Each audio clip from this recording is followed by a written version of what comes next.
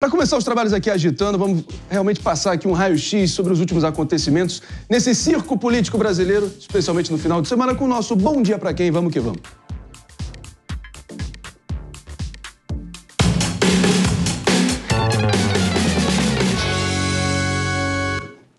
E o nosso Bom Dia de hoje vai para você que já entendeu que o Brasil virou o maior circo político do planeta Terra.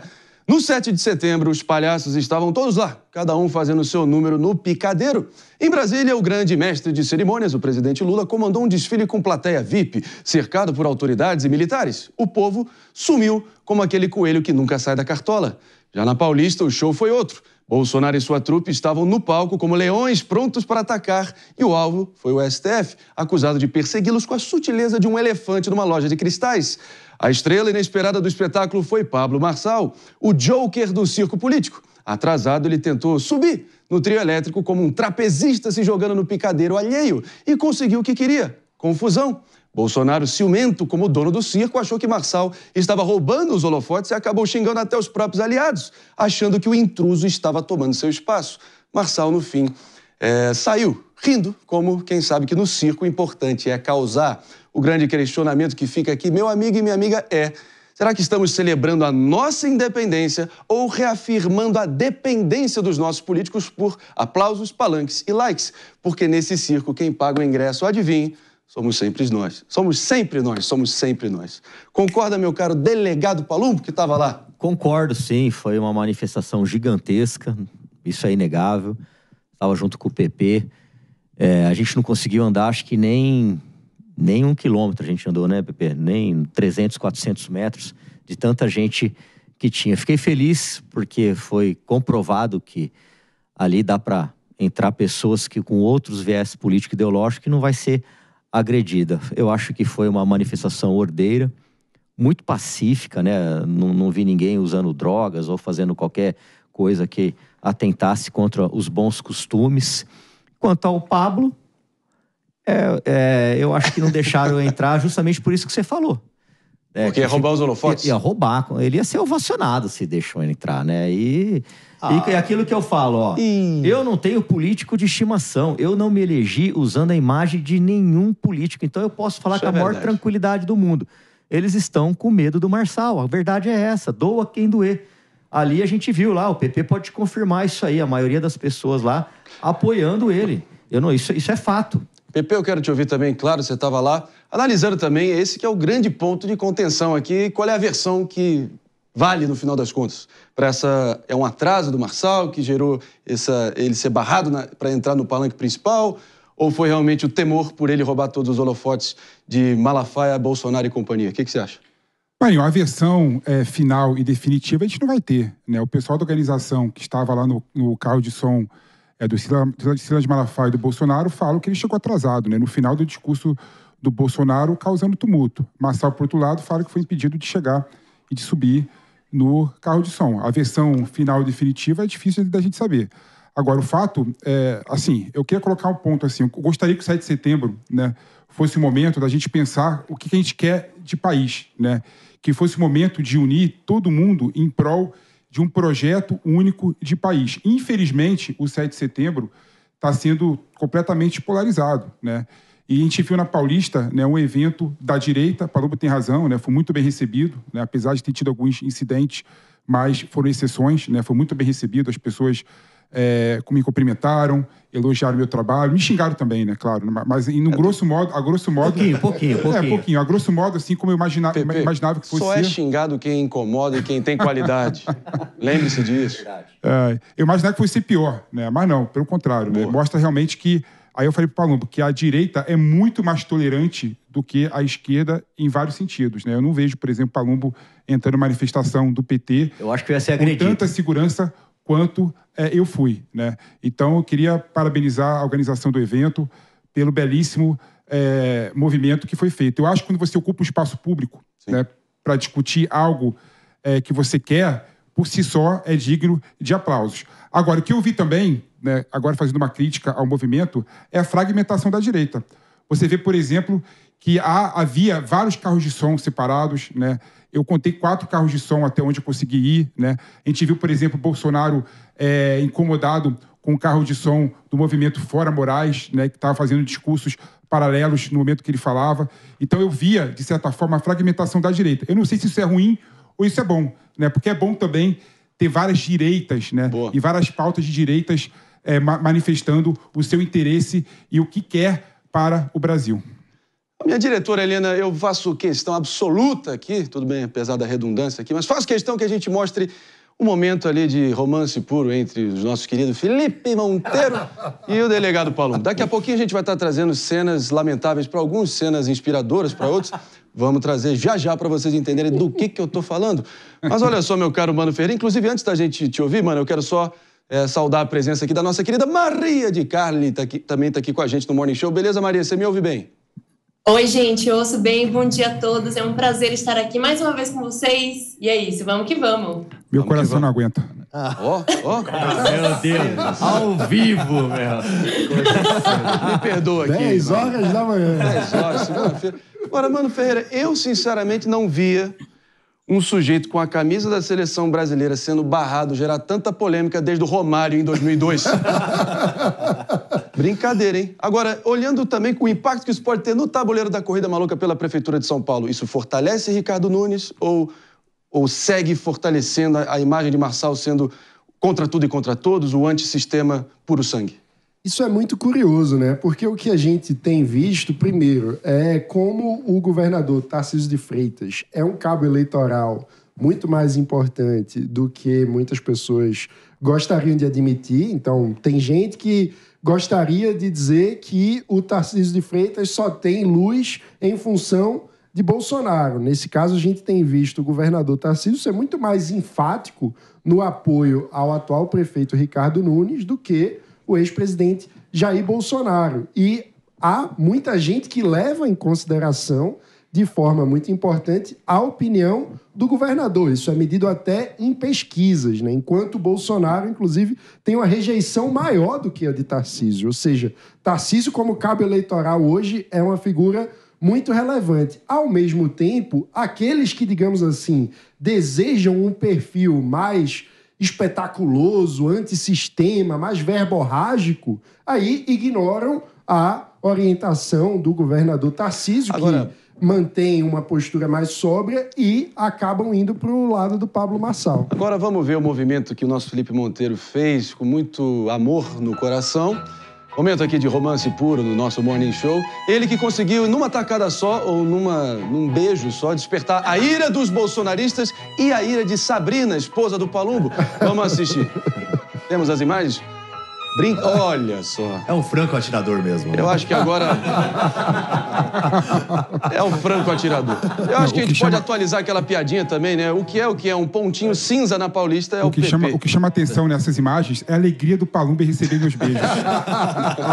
Não, você sabe que você mora aqui no meu coração, cara. Apesar de não concordar com nada que você fala, nós somos amigos, sim. Eu não nego a minha amizade. Aliás, até defendo ele quando começam a atacar nas minhas redes sociais. É verdade. Ele é uma excelente pessoa. Só eu tô tentando endireitar ele. Vamos lá, falando em tentar endireitar, vamos falar, por que não, de Guilherme Boulos, que segue muito pressionado para tentar mudar o foco da campanha dele. Os aliados ali pressionando ele nesse sentido, achando que ele estaria pessoalista demais, que ele está precisando até dar uma guinada mais ao centro, mais do que ele já fez. Algo a declarar? Maria de Carli, quero te ouvir também. Minha querida Maria, o que você acha dessa situação do Boulos? Essa saia justa?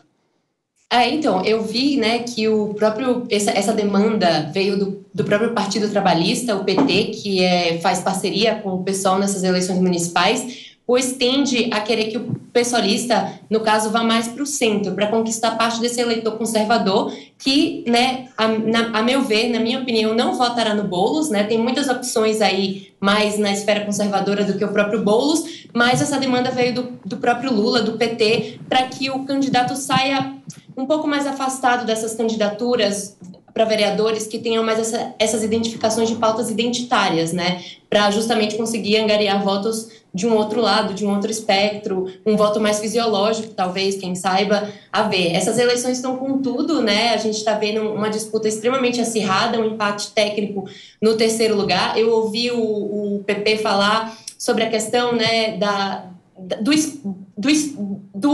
uma certa pulverização na direita, né? A gente vê eu acredito que isso seja um movimento muito orgânico do crescimento da direita no nosso país, que não se consolida apenas na figura do Jair Bolsonaro. Isso, por um lado, é bastante saudável. A gente tem diferentes direitas, uma esfera mais extrema, uma esfera mais moderada. Isso é importante, sim. Num período que a direita esteve, nos últimos 10, 15 anos, ela esteve às margens da política e atualmente ela vem ganhando bastante destaque, né? A gente tem visto as forças do ex-presidente, o próprio Pablo Marçal. Então, acho que esse é um movimento orgânico.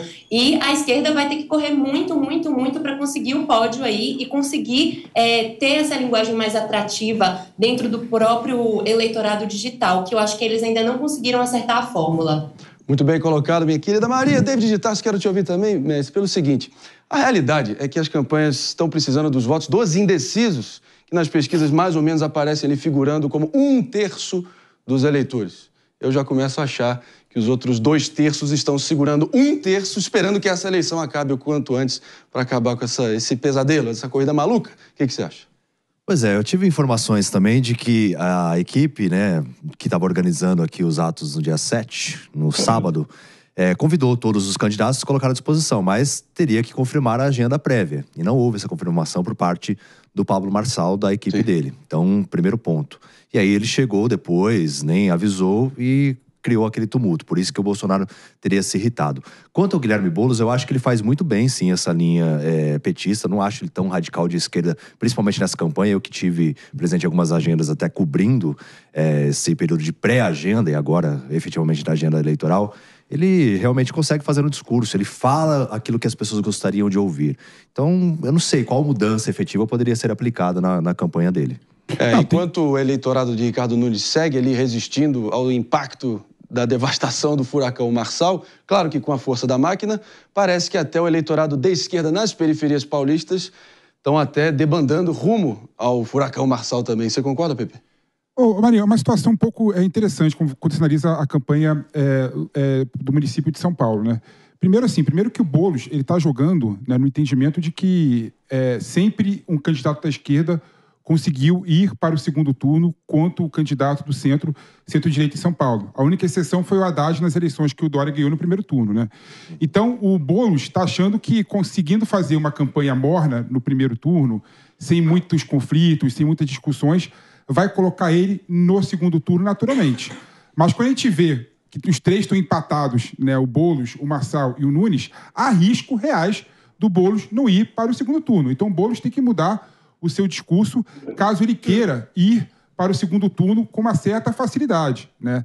E tem uma questão que eu coloco aqui, né? O Paloma pode confirmar, as eleições municipais de São Paulo, a quantidade de candidato a vereador conta muito, né? Porque o pessoal da base, né, da periferia, da base da comunidade, faz campanha para o seu candidato a vereador, e mais do que isso, tem um candidato a vereador que está concorrendo, que eles conhecem. Então, naturalmente, no primeiro turno, as eleições acabam favorecendo aquele candidato da máquina. E não dá para a gente negar que o Nunes é o candidato com a maior coligação possível, né?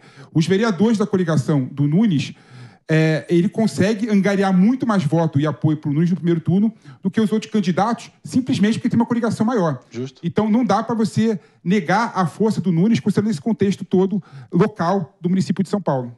Vamos botar aqui também nessa discussão, por favor, senhores, a Tabata Amaral, por que não? Candidata do PSB, ela que parece aquele músico que é sucesso de crítica, mas ainda fracassando na questão do público, né? Sem dúvida alguma, ela acertou mais ali no tom contra o próprio Marçal, ela está afirmando a torta e direito, que é a única que consegue derrotar Pablo Marçal nas urnas, e, afinal de contas, isso te convence, Paulo Mbo, não? Não, eu acho que ela estagnou, ela não deve sair dessa margem de pontuação. Concordo com o Pepe, ela é nem Bolsonaro e nem Lula, né? Isso aí a gente já viu com o Ciro Gomes que não dá certo. O que o Pepe falou é verdade, a máquina ajuda muito. A máquina, a propaganda eleitoral gratuita. Só que, Pepe, tem muitos candidatos a vereadores, inclusive eu fui um deles, que embora tenha recebido material junto com o prefeito, eu não usei. Quando acabou todo o meu dinheiro, que eu não tinha mais dinheiro para fazer campanha, eu acabei usando, mas eu cortei a cabeça e o nome do candidato e colava nos veículos. Eu acabei usando isso aí, porque tem muita gente que não quer colocar sua imagem com nenhum político, com medo de desagradar um lado ou outro. E você pode ganhar, mas você também pode perder. Muita gente de esquerda fala assim, eu gosto de você, eu vou votar em você, mas eu sou de esquerda. E eu ficava feliz de ouvir isso. Eu sou essa pessoa. Aí, ó, tá vendo? Meu Deus. Mas agora, enquanto isso, meu caro Mano Ferreira, Zé Luiz da Atena voltou a afirmar que eu preferia não ter entrado nesse troço aí, velho. Nessa corrida eleitoral, tá bem perdido, né? Mas ele disse que até teria sido mais fácil ele pleitear uma vaga no Senado, mas eis que ele bota a cara, enfim, já virou vidraça. Antes, timing é tudo na vida, timing é tudo na política. O que você acha do momento atual de Datena? É curioso, né? Porque o Datena poderia ter escolhido entrar em várias disputas onde, digamos assim, o momento favorecia muito mais um candidato com o perfil dele. Ele, no fim das contas, nesta campanha, tinha a possibilidade, já estava até acertado, de ser candidato a vice na chapa de Tabata Amaral e acabou indo em nome do protagonismo, né? Em nome da luz própria, num momento que todas as circunstâncias mostram não era propício para a candidatura dele. Então, acaba, na minha visão, sendo uma escolha equivocada mesmo. Um nome tão conhecido, um apresentador tão respeitado pela população, se jogou para a política depois de muita especulação, no pior momento possível. Sabe o que eu acho que prejudicou bastante o Datena? Vamos lá. Essa questão anterior, aquele vídeo que surgiu dele com o Boulos, se colocando como vice. Verdade. Depois também teve a situação dele ser o possível vice da Tabata. E aí, depois de tudo isso, lançaram candidatura. Até eu ponho pra disso. Só para ilustrar aqui, são 11 partidos e 4 flertes terminando em desistências pelo Datena. Se isso não mostra uma questão de camaleão político... O David tá certíssimo, porque eu sofri na pele. As pessoas me acusavam o tempo todo nas redes sociais. Olha lá, o seu amigo tá com o Boulos, seu amigo tá com o Boulos. Eu falava assim, ele é meu amigo, eu não nego a minha amizade com ele, mas eu não concordo com o posicionamento político dele. Mas algumas pessoas não entendem isso. Acham que porque o meu amigo resolveu apoiar tal candidato, eu também sou obrigado a apoiar. E não é assim que funciona. E você aí achando que o único apresentador de programa sensacionalista que não teria sucesso nas eleições seria o Celso Russomano. Pensou errado, né? Pensou errado. Pepe, agora o próprio Datena comparou a situação dele e do PSDB com o Corinthians, que pode ter tido seus dias de glória aqui em São Paulo.